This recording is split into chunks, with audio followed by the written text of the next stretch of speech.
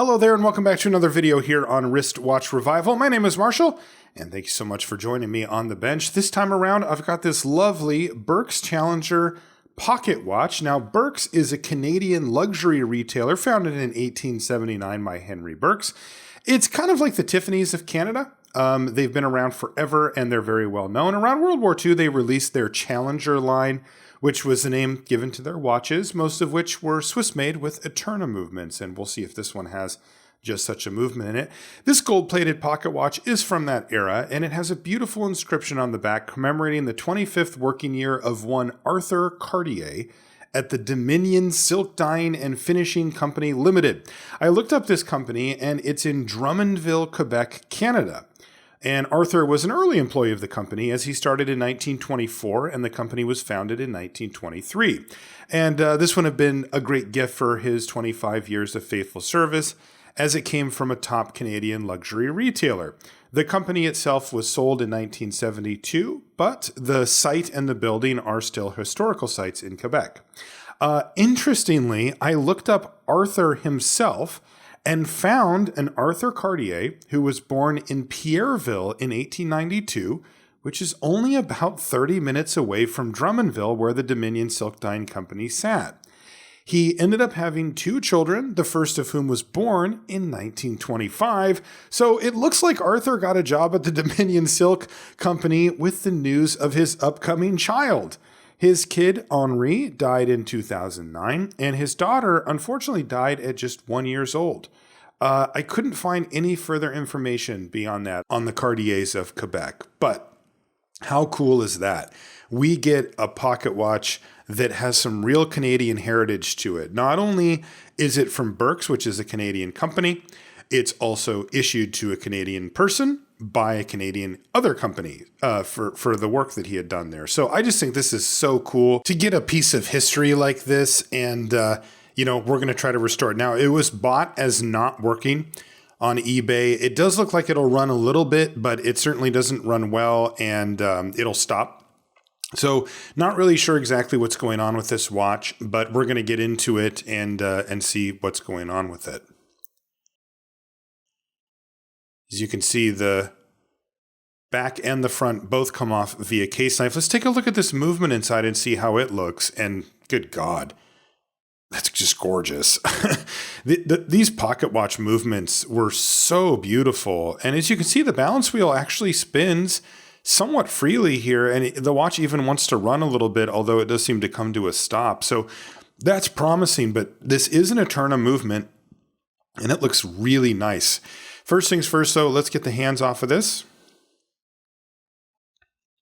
so we can take the movement out of the case and not damage the hands.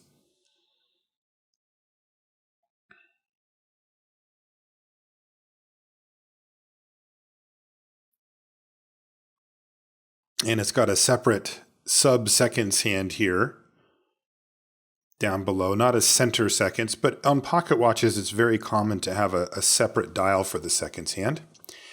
Okay, and that means that we can take the case screws out here to actually remove the movement from the case itself.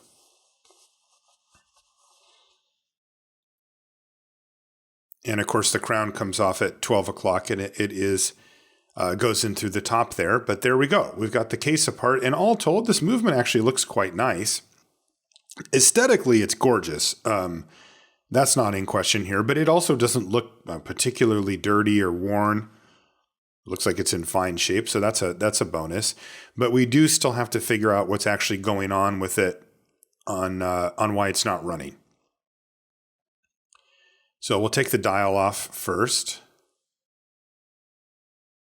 And the dial has some spotting on it, but otherwise looks to be in good shape. Take the hour wheel off just because it'll fall off anyway. And now we can get into this movement. So the first thing I'll do is take the balance off. And of course we do this to protect it.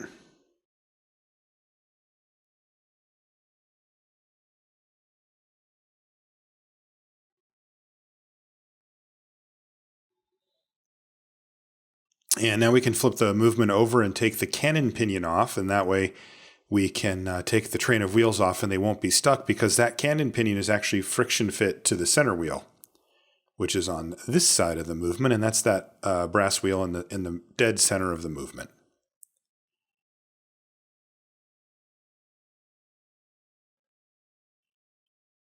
Now I'm going to go ahead and just take the pallet forks out here.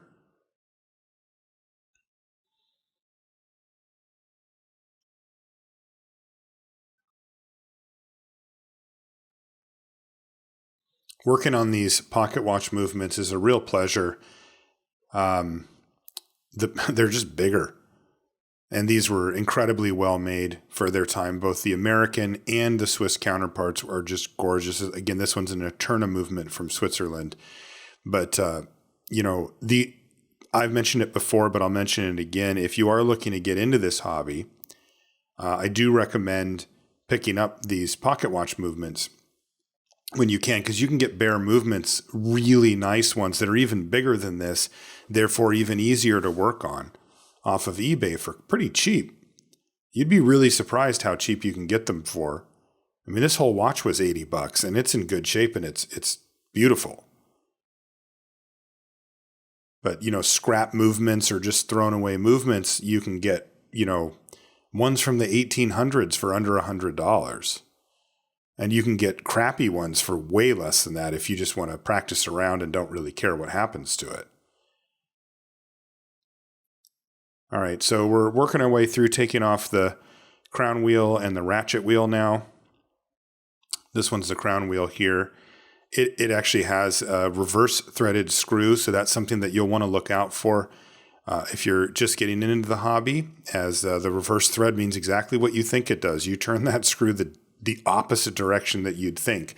And so what usually happens if you're a newer watchmaker is, well, you don't realize that and you go to unscrew it and it doesn't really want to budge. So you give it a little more gusto and then boom, the screw just breaks the head right off the screw. That's a fairly common occurrence. So now we can take the barrel bridge off.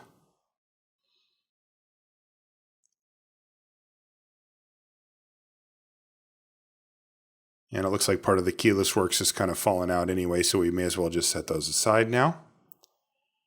And the barrel will come out. We'll have to take a look at the mainspring inside of there in a minute. And then as you can see, there's these beautiful little bridges for each of the escape wheel and the fourth wheel. And then the third wheel and the center wheel have their own arching bridge across the center there. And they don't make them like this now, right? These things are just flat out gorgeous.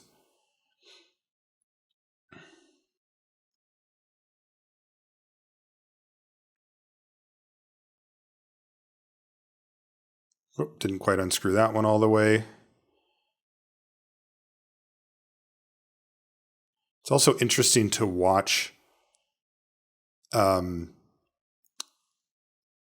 me taking this apart.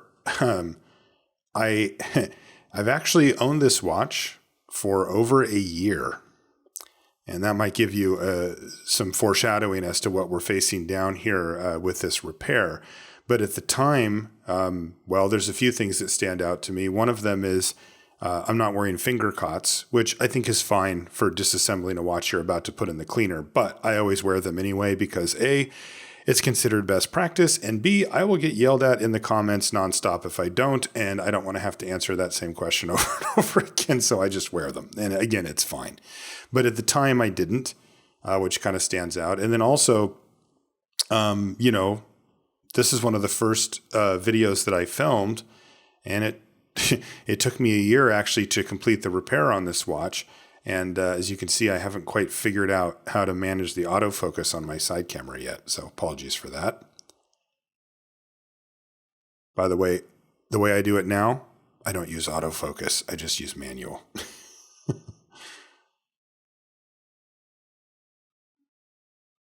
All right, so now we're cruising right through this disassembly. We're already on the other side of the watch and taking apart the keyless works and the motion works now, as we've already got the train of wheels taken off from the other side. And then we can get this thing thrown into the watch cleaning machine, but we'll also need to do a little diagnosis to try to figure out why it's not running correctly.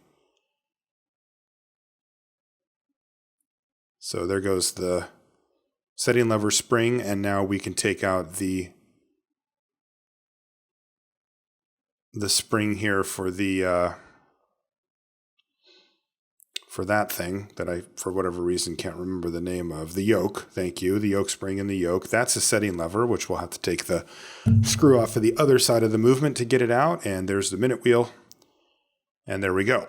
This thing is just about apart, so I can take off the setting lever screw, and that'll put the setting lever on the bench like that.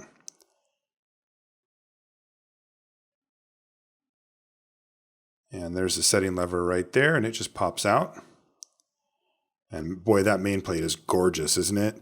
Anyway, moving on, we've got the barrel to disassemble here, so we'll take that apart and make sure that the mainspring's working. I tested the watch when I got it to see if it wound up, and it did. So I don't anticipate that the mainspring would be broken, and it looks like it's not. Big barrel arbor coming out there. And now we can gently unwind the mainspring from inside of its mainspring barrel using our hands. There's really no other way to get a mainspring out.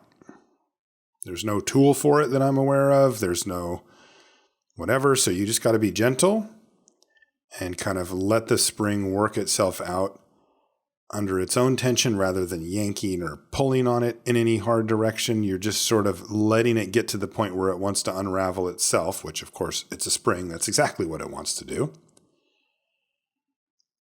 And as you can see, this is quite an old spring, but it looks to be in quite good shape.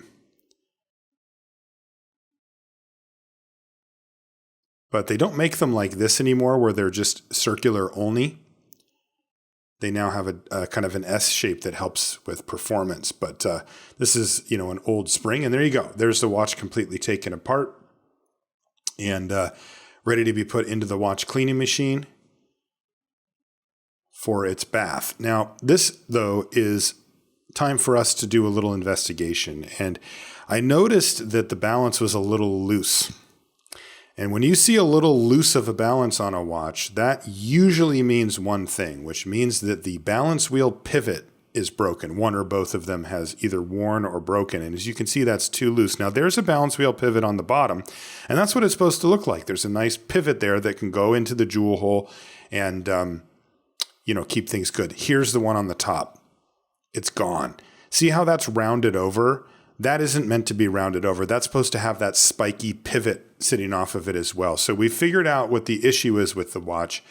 Here's the problem. In order to fix this, there's two main options you have. You can rebalance staff it. You can replace the balance staff on the balance wheel, which is scary and difficult, or you can source a new balance and replace it. Well, finding a new balance is difficult on some old watches, so I'm going to start off by taking this thing apart, the balance itself. So there's the balance wheel with the spring and the roller attached to it coming off of the balance bridge. And I'm going to take a look and see if I can't do this thing myself, because replacing a balance staff is something that's going to come up sometimes, and I need to know how to do it. So now I can remove the spring using some levers and be very careful about it.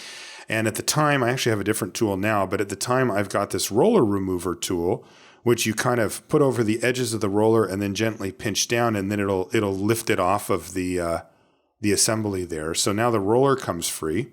Whoop, it falls right off, but that's okay. Here it is. And that will leave just the balance wheel. So now, and by the way, we're in the future again. This was a couple weeks ago. I can take my staking set that I didn't have at the time of the original recording, and I can try my best at restaking this. Now, I'm going to tell you, this is the second time trying it. The first time I did it, I broke the new balance staff. It split, and I couldn't get it to grab the wheel. So this is me trying it again, and that was months and months ago. So I'm really trying to do it the best I can. I took notes. I watched one of Mark Lovick's videos 5 times. And here we go. So the way this works is I've got it in my staking set. That's the tool right there that you see. And I'm using different shapes and sizes of punches, which is the main part that's pointed down, to create a rivet that will secure that balance staff to the balance wheel rim. And basically you're pushing the metal around on the balance staff so that it grips the inside. So I'm giving it a quarter of a turn and a few light taps with a brass hammer on the top at a few different punches.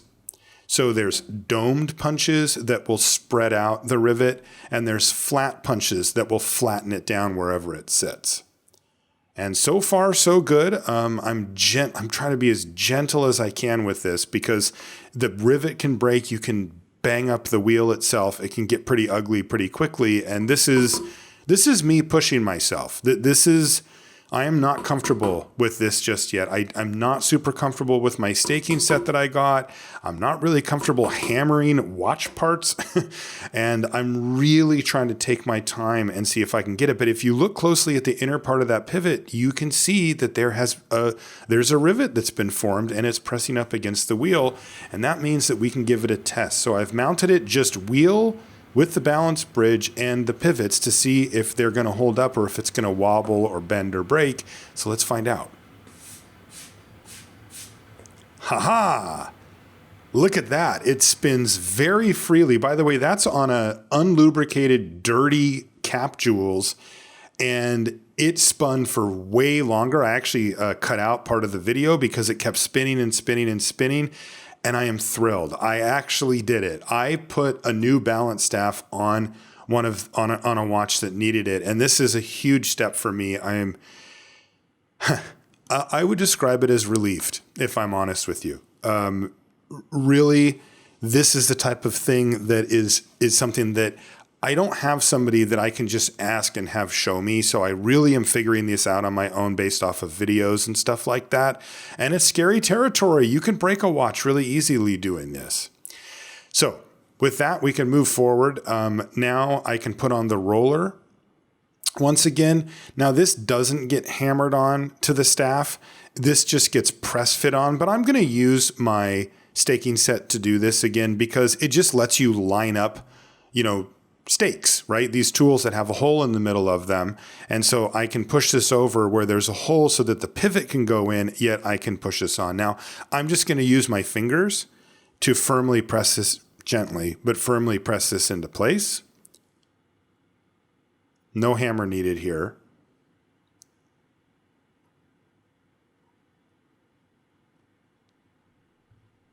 And boom, there we go. Once it hits the wheel itself, it is seated correctly, and you can even see the pivot sticking out of the top there.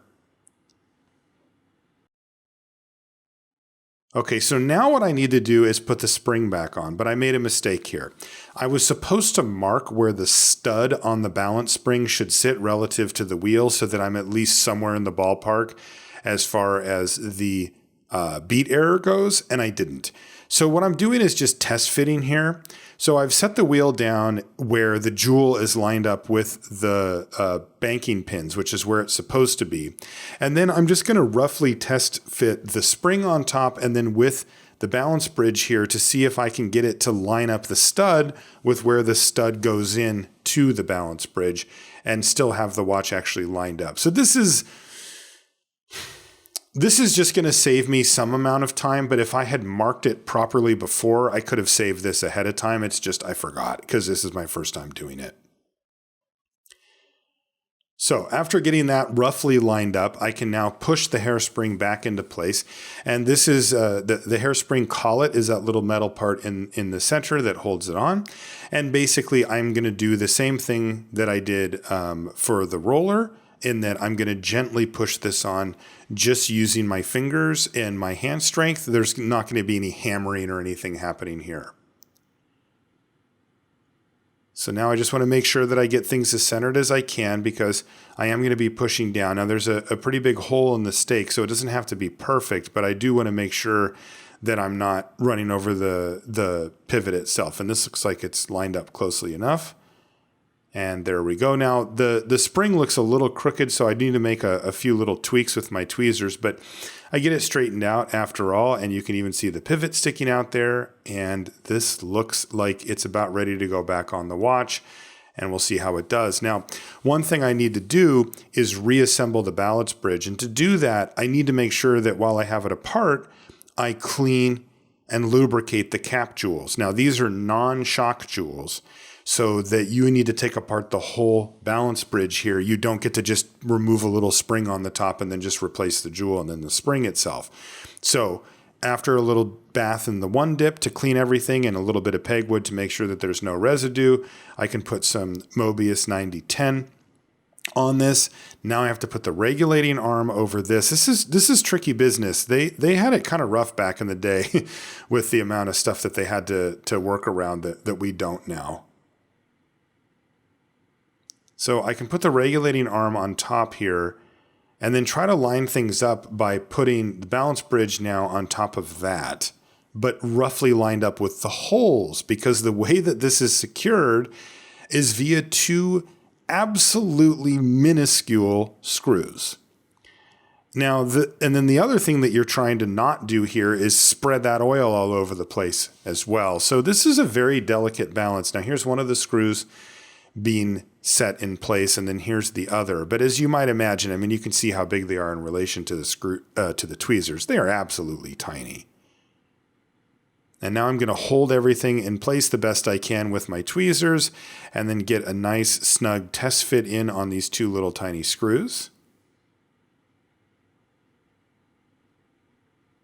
Trying to be careful. And there we go. Oop. There we go. Just want to make sure that these are good and firm, because this is a very important part of the watch, of course, the balance. And I don't want anything to be too loose. So there. Now that is put back together, and now I've given the spring itself a bit of a wash.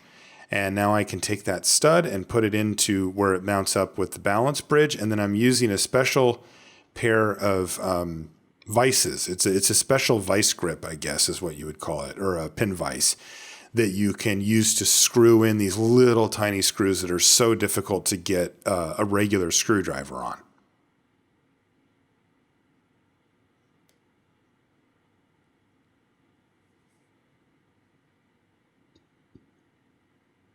Just making sure that nothing's getting jammed up and that this stud is fully in place.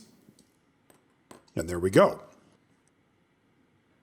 Now I'm going to do a quick test fit on the main plate before reassembling everything, just to make sure that it's spinning somewhat freely with the spring, and that it's not, that it at least looks like it's trying to do something. And there you go. I just give it a quick flick with the tweezers or a blower, and you can see that the wheel is spinning pretty freely here and looking good.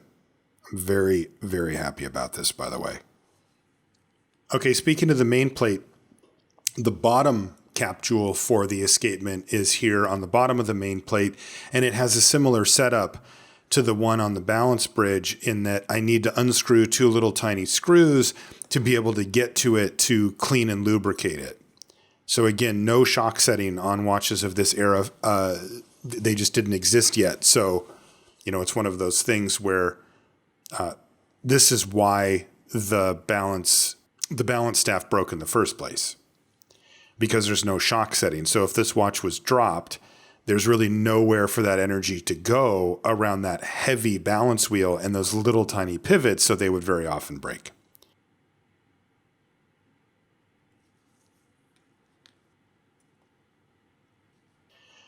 Okay, so I'm going to use my pegwood here just to scrape off any crusted on oil, as this watch hasn't been serviced in a long time.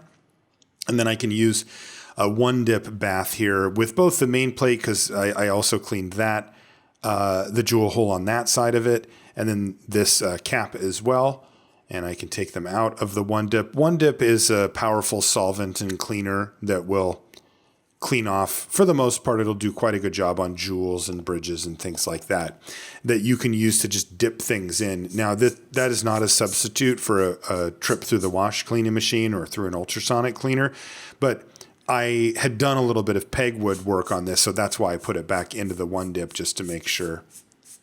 Now I'm just going to use my blower to dry it off. It dries off very quickly, as it is a solvent, and it will evaporate on its own anyway.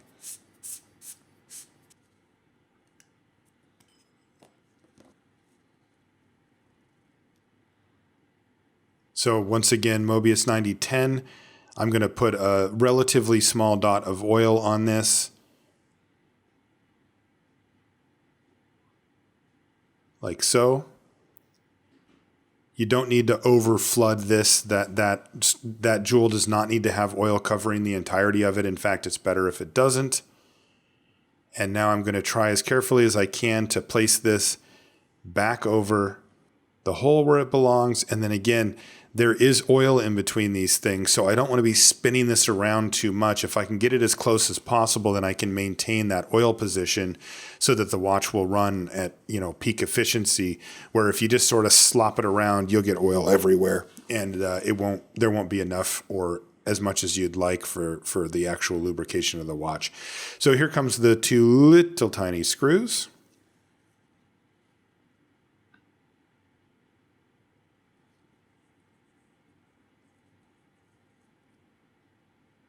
And again, it's important here that you don't tighten them down all the way on the first run through, because these two screws do need to be aligned. And given that they're so small, you don't want to have them out of alignment because there's not that much thread there. I mean, it would be very easy for it to go away. Okay, let's take a quick look at the case before we start the reassembly of the movement itself. This case is gold plated. I love the patina on it. I'm not going to be doing any surface work on it, but it is a little dingy and it could just use a little freshening up. So I'm going to be putting it into the ultrasonic just to get it as clean as I can, but I'm not going to be polishing this case. Plated cases they're not polishable. I mean, you technically can, but it takes almost nothing to work through the thickness of the plating itself, and then you just reveal the base metal underneath, and that is not what you want. I'm also going to take this crystal out, which isn't in terrible shape. It's not like cracked or anything, but it's very yellowed. It's a very old crystal, which has changed its color over time, and I'm going to replace that because I want to see that nice white dial under there. I'm going to use some pegwood just to get kind of the bigger chunks of grime off of the inside of this bezel here before I put it into the ultrasonic. Sometimes it's nice just to get the big chunks of dirt off, though the truth is ultrasonic cleaners do a very good job, and they will actually take care of that as well.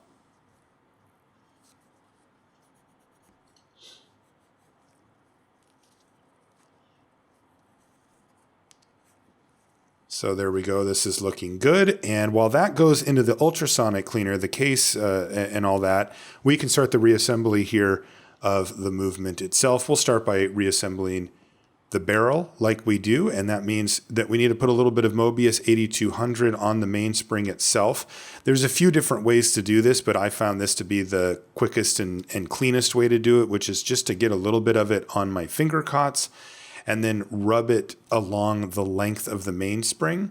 And what this does is just create a very, very thin film of grease as a protectant and to protect the mainspring from corrosion or anything like that. Necessary, but you're really trying to put the smallest amount you can on. You don't want like actual grease on there. I've seen some people put oil over the top of the coils, and I've never really understood that, as it won't be evenly distributed among the coils, I don't think, and you might just put too much and not know it. Anyway, let's use the watch mainspring winders here to get this mainspring wound back in. I did consider replacing it, but decided to stick with the original for this one, as the mainspring's in pretty good shape. And it can be nice to just reuse the original sometimes. I would view it as you're usually looking for an excuse to replace the mainspring because they're relatively inexpensive and they're kind of a pain if they do break down the line. But in this case, I decided to go with the OG. Now I just need to take off the handle from the mainspring winders, which is tricky business. And there we go. And now we can listen to one of the best sounds in watchmaking. There it is. It's a really great feeling when that thing snaps firmly into place. I don't know why, but it is. There's a lot of good feelings in watchmaking. Somebody put a comment on one of my videos that said that they thought the best feeling in watchmaking was when you found a spring or a screw that you dropped on the ground and you finally found it after looking for an hour. I have to agree. That is definitely one of the best feelings. Also, of course, when the balance starts up on a watch that you fixed, it's always a fantastic feeling. A lot of satisfaction in this hobby for bringing stuff back to life and returning valuable things to people who cherish them. You know, a lot of these things have sentimental value, as we see in this watch. Now, it's not sentimental to me, particularly because I didn't know the people, but like the fact that this watch has so much history makes it important to me. All right, so let's get underway here with getting the train of wheels going. Here comes the escape wheel after we've already put in the barrel, as it's been reassembled.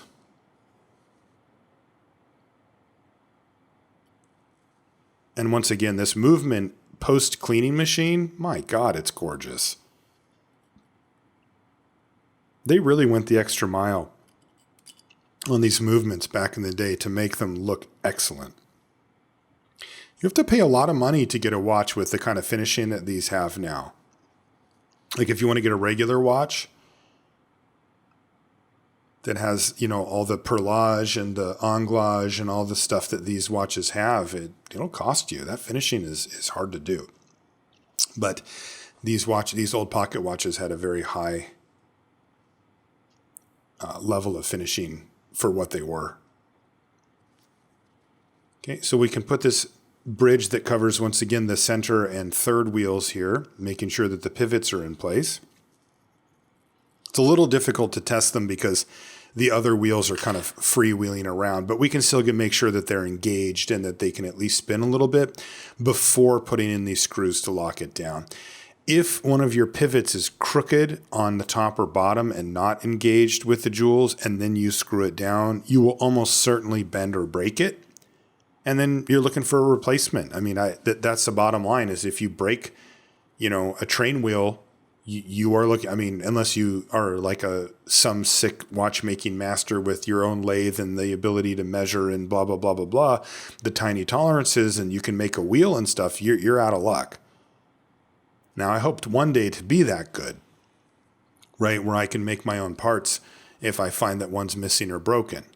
But at this point, I do not have the expertise nor the equipment to do that, as I'm still a relative beginner to this. And so that's why I'm extra careful when putting this stuff back on, because I just have to, I mean, my version of that would be to search on eBay for 2.5 months before some sketchy one shows up and I buy it and hope that it's the right part. I mean, that's my lathe.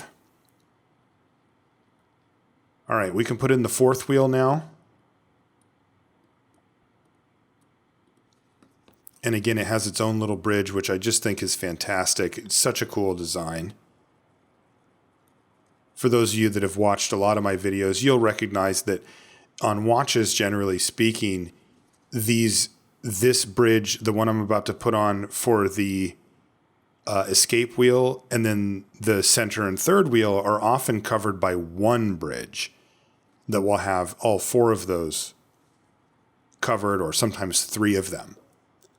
And that's kind of the way that it's done now. But back then, as you can see, they were more willing to break these into individual pieces rather than have them grouped as one. And, you know, I'm sure that there's engineering reasons to do one over the other. You know, a bigger plate is probably more rigid. But I have to say that from an aesthetic standpoint, this looks so cool. It's just gorgeous to have it like this. So now I can put the escape wheel on.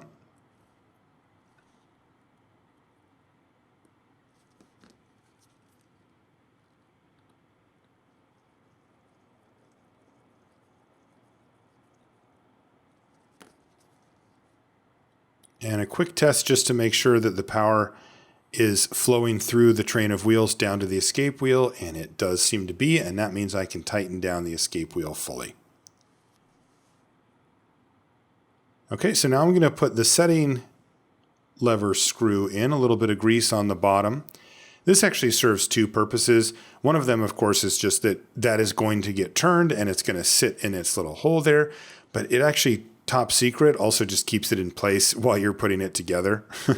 So that part matters as well. Now we can put the barrel bridge on. And this barrel bridge really only has one bushing in it, and that's for the mainspring barrel.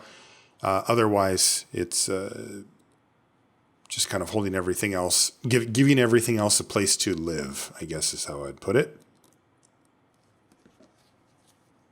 So we'll get this barrel bridge secured.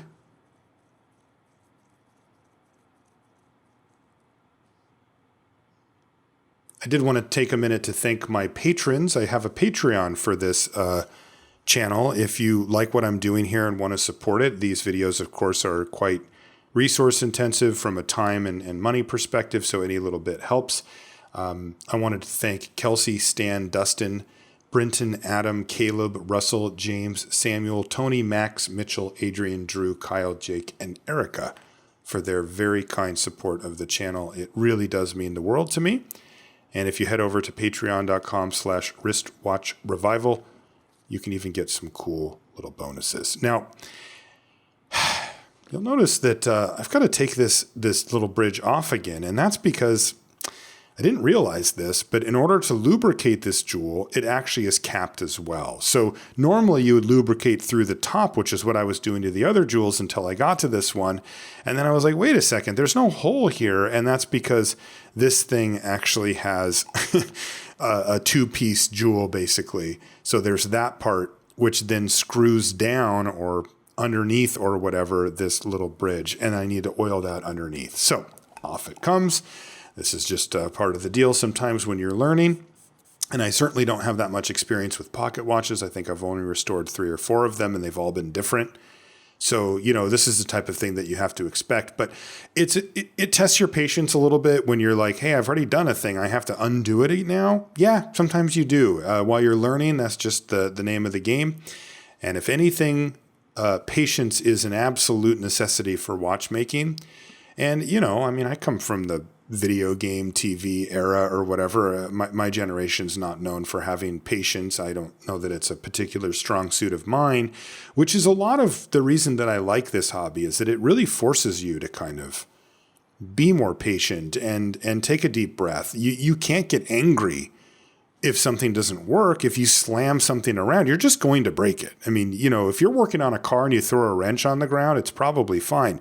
Here, that is just not the case. If you start getting pushy and, whatever, you're probably going to do damage to the part. So it really does make you take a deep breath and kind of just work your way through the problems that you find. And I like that. I actually think that that's something that I'd like to work on anyway. I think it's good to be patient in life, and this can help teach that. And with that being said, we're already back done with it. See, that wasn't so bad. And we can just make sure that that's spinning freely, and there you go. So the train of wheels is back in place, and we can finish putting together the top side of the watch here by moving our attention over to the crown wheel, ratchet wheel. We can lubricate the barrel as well as where these are going.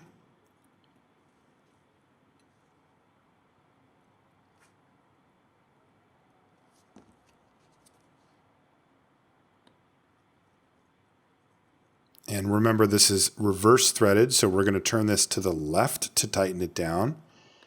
And unfortunately, my screwdriver doesn't seem to be a perfect fit for this. It works out fine, but I do have to be a little extra careful there when turning those screws, because you don't want to damage them, but also you don't want to scratch up other parts of the movement. Now I can put the click spring into place, and it's kind of an odd fit, but yeah, it'll go.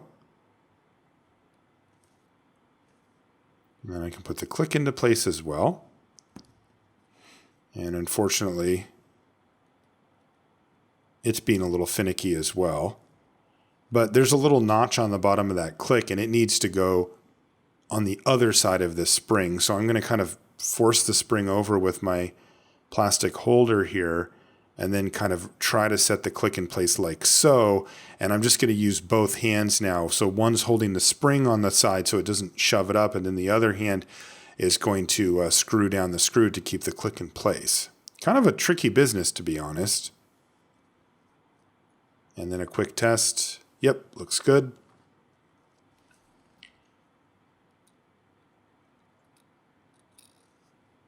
And now we can put the ratchet wheel on. Of course, the ratchet wheel has a square hole, and the top of the barrel goes into that. So we do need to make sure that it's lined up properly and seated flush with that before we screw it down. It's not hard to do, but if you don't do it, well, you're not going to be able to wind up your watch. So it's worth taking the time to do so. This is a traditional screw, righty-tighty. And now we can flip the watch over and start working on the keyless works and the motion works.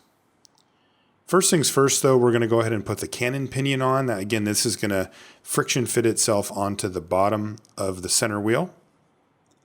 And this is what acts as the transmission for the watch, if you will, if you're used to working on cars. This takes the power that is incrementally given to it from the other side of the watch. That's all that movement, all of the oscillations, all of the everything goes ultimately to this cannon pinion. And then there's a small geared system that runs the actual hands. And that's really the basics of a watch. This is the dial side of the watch because the dial fits to this side, and this is where the hands actually get the motion that turns them into the time tracking devices that they are. This is the keyless works that I'm putting in now. The keyless works, of course, is how you wind and set your watch. And even though this is a pocket watch, it's the same as it is on wristwatches today. It uses a very standard setup, particularly for Swiss watches, that has a sliding clutch and a clutch wheel that allows it to be operative in two different positions. In this case, one of them is winding and one of them is hand setting. That's just an intermediate wheel that takes that turning of your fingers on the crown and kind of works its way up here to the minute and hour wheel, which will in turn turn the cannon pinion and the hands that are attached to it and the other parts, and that will turn the wheels themselves. So now we can put a little bit of grease here on the winding stem and get that fitted into the watch. Like so.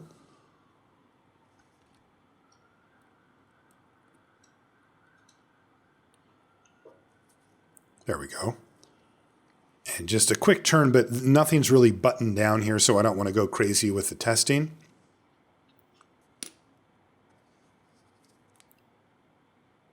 And I'm putting a little bit of grease on the post for the yoke, as the yoke itself will be rotating on that post every time you pull the stem out on the watch. And there's the yoke going into place. And it's not uncommon to get a little bit too much grease, and so I'm just going to use some Rodico to clean that up. Making sure that the yoke is placed correctly on the sliding clutch. And then I can move on to putting the setting lever in place.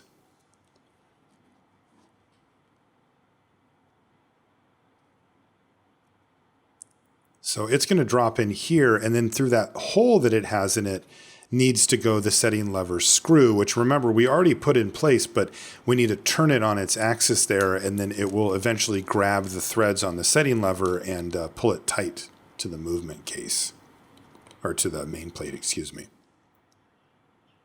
And again, a little tiny bit of grease, meant to be a little tiny bit of grease there on the spring where it's actually going to be touching. And again, a little bit of Rodico just to clean up the plate. You don't want to leave grease floating around. You know, the truth is it probably wouldn't like kill anything. It's just aesthetically not good to do that. And now I can once again use this holder to kind of keep everything in place while I move the yoke spring into place, which is quite a strong spring, so you got to be careful that it doesn't go flying off. And now I can put the setting lever spring into place. And as usual with these on Swiss watches, they have a dual purpose. It's kind of a cover that keeps the intermediate wheel and the minute wheel in place. And then it also has that long arm that acts as the spring for the setting lever as well. So it's kind of a cover plate spring combo. And we can just engage that with the setting lever like so before we fully tighten down the plate part of it here. And there we go. Now we can give it a quick test. If we pull out, it should shove the setting lever into the other mode. And if we push in, it should snap that spring back over where we can then wind the watch. And there we go. Looks like it's working nicely.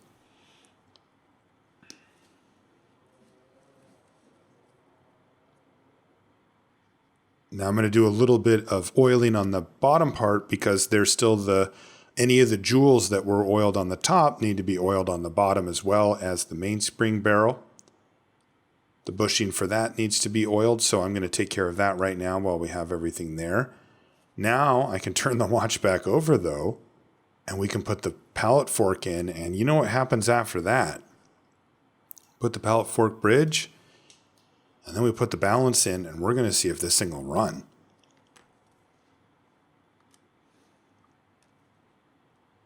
This, of course, is a rather nerve-wracking operation for multiple reasons. The first and foremost is that the pallet fork and the balance are probably the most delicate parts on the watch and the easiest to break. So it's a little high tension, but also what has been quite a long journey for me with this particular watch lasting a year is coming to a conclusion here shortly based on whether this watch will run again or not after me having replaced the balance staff on it, not really knowing, just having done it for the first time. Okay, so we'll get this pallet fork secured. And just want to make sure that pivot is engaged properly. I can even put a little bit of wind in the watch. We'll send the power down to the escape wheel, and then if I nudge, there we go, you'll see that the pallet fork will actually jump over on its own because it's receiving power. Now, it's time to put in the balance. Let's see if this thing will work.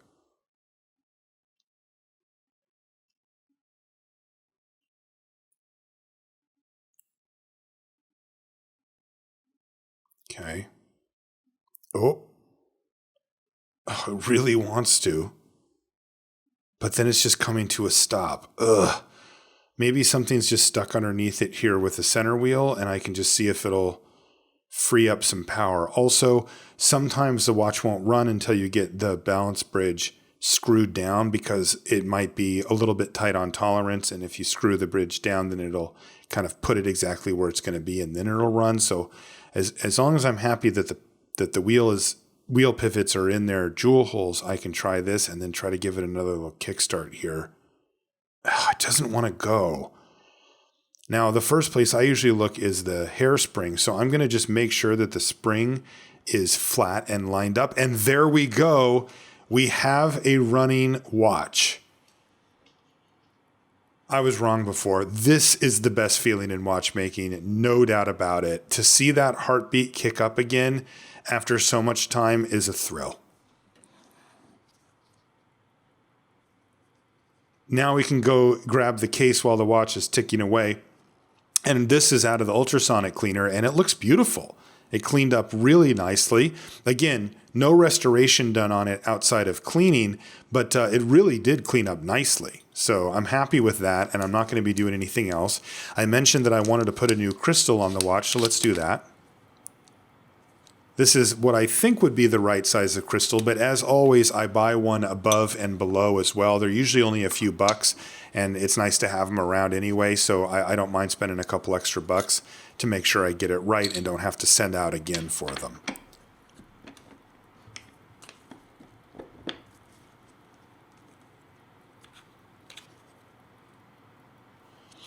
Okay, so I'm going to use my rober press to put this crystal in. Super simple job thanks to the rober press. You take one of the soft dies on the bottom that's a little smaller than the crystal. You take a aluminum die on the top that's the same diameter as the crystal, and you push it down. The end result is that the crystal forms around that lower die, bending inwards, which shrinks it. Then you can take the watch case, in this case the bezel, pull it up so that it's seated, and then when you undo it, voila, it undoes the tension right into the bezel, and it creates a nice solid seal. So there you go. Perfect. Brand new crystal on it, and that's one of my favorite things to do. To me, it just transforms the watch to get a new crystal on it, and I'm happy that this one fit on the first try, no issues.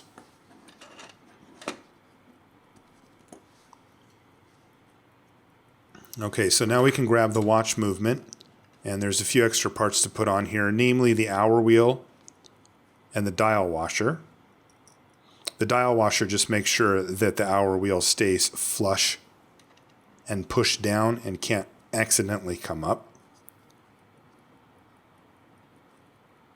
And that means we can work on getting the dial. And of course, I put it with the crown at 3 at first because that's what I'm used to on wristwatches, but it actually goes at 12. So we'll get that turned around. Now, the dial doesn't really want to get seated, but the way that it's actually held in place are there's 2 dial screws on the movement that actually are on the movement itself here. Again, apologies for the blur, but they're eccentric. So basically what that means is they're not screws, they just turn, but they have a wider edge that nips into the dial feet to hold it into place. So I've done that, and now down the home stretch here, we can get focused on getting these hands on. This has been a really thrilling adventure for me, as it really did push my boundaries using the staking set, using a hammer on this delicate part, sourcing and finding the new balance staff and getting it installed on a watch that now runs is the type of stuff that you're going to have to do if you want to restore vintage watches, but it's also the scariest.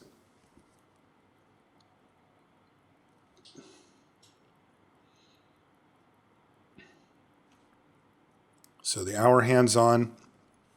Now I can get the minute hand on here.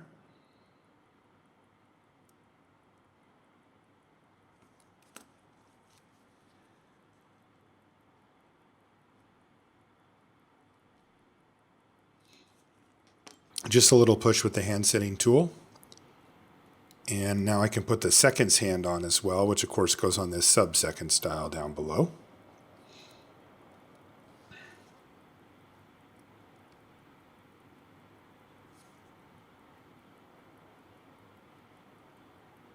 And there we go.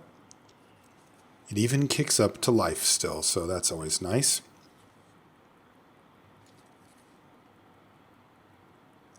And now I need to take out the winding stem and the crown because I need to get this thing back in the case.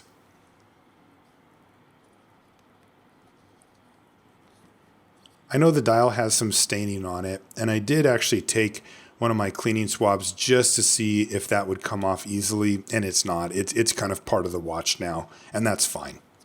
I like some patina on a watch anyway.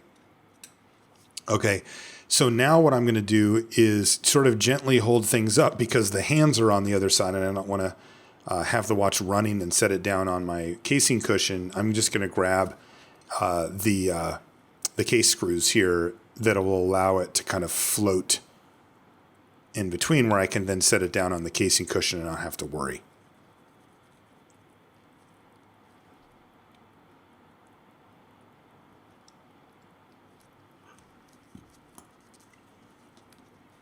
All right, there we go. Now I can put the case back on. These are just snap-on case backs, so just a good firm push will get them on there. And that means the only thing left to do is to put the bezel with the new crystal on it. I'm going to use the blower to make sure that everything's dust free. I noticed that the second hand is a little bit loose when I use the blower. It kind of turned around a bit, so just snug it back down again with my hand setting, and look at how beautiful this thing turned out. Now, it is a pocket watch. I don't carry a pocket watch. I don't know what I'm going to do with it, but just the fact that I was able to restore this watch to life it's a joy. Really, it is part of the reason why this hobby is so satisfying and so cool. And plus, the watch is gorgeous. It came out really, really nice. And I'm proud of the way it did. Now, I'm going to put it on the time grapher, and it's a bit of a mess here. I got it to within about 10 seconds, but as you can see, the beat error is pretty significant at 5.9 milliseconds. The amplitude's kind of up and down between 195 and 230. And I'm going to take a deep breath, and I'm going to live with it for now. I really push my boundaries on this watch, and the idea of getting into it and trying to mess around with hairspring stuff and the collet and all of that stuff just doesn't appeal to me. I need to recognize the limits of my skills And for now, I'm going to call this a win. This watch is running. It's keeping somewhat okay time, even if it's not particularly consistent.